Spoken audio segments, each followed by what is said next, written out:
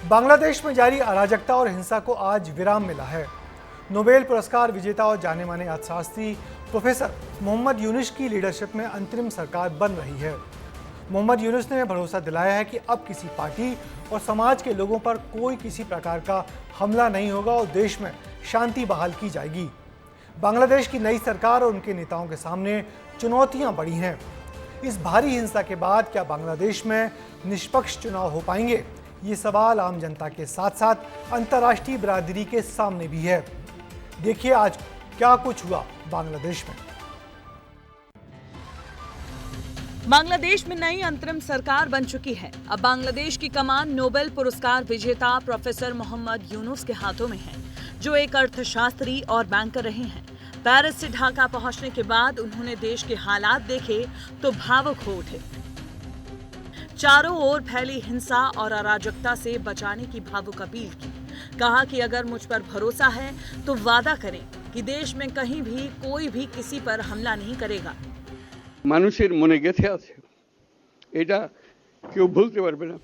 बांग्लादेश के अंतरिम सरकार के मुखिया मोहम्मद यूनुस पर शेख हसीना ने साल 2008 में आरोप लगाए थे कि उन्होंने गरीब लोगों का शोषण किया है, लेकिन इसके उलट लोग आज बांग्लादेश में आजाद महसूस कर रहे हैं। लोग नए सिरे से शुरुआत करने की बात कर रहे हैं।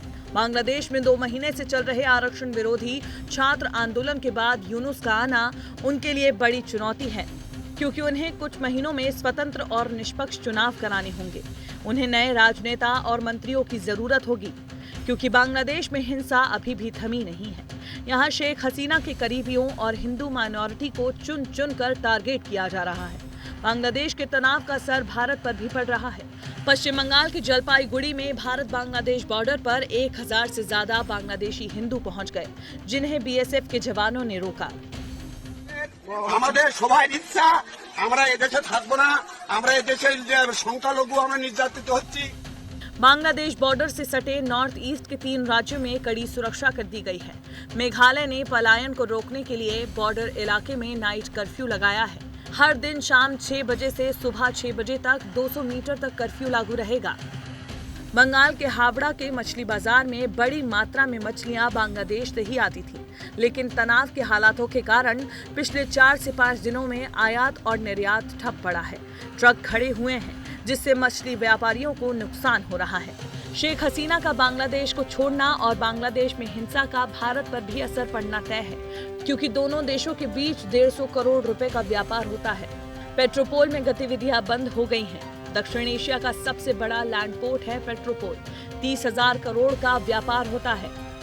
सरकार बदलने के लिए बांग्लादेश में जो आंदोलन चलाया गया, उसे यूनुस ने दूसरा विजय दिवस नाम दिया है। अब अगले कुछ महीनों में बांग्लादेश में फिर से चुनाव होंगे। यूनुस किन लोगों को चुनते हैं, ये देखना दिलचस्प होगा।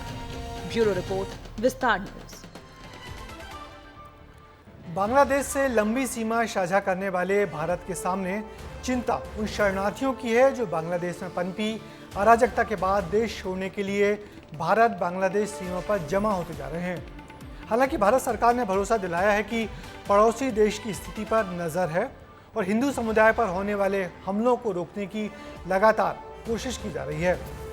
वैसे शेख हसीना की सरकार से भारत सरकार के अच्छे रिश्ते थे और फिलहाल शेख हसीना को भारत में राजनीतिक शरण भी दी गई है। उसके बाद भी बांग्लादेश भारत से हमेशा अच्छे संबंध रखना चाहेगा, ऐसा विदेश मामलों के जानकार कहते हैं।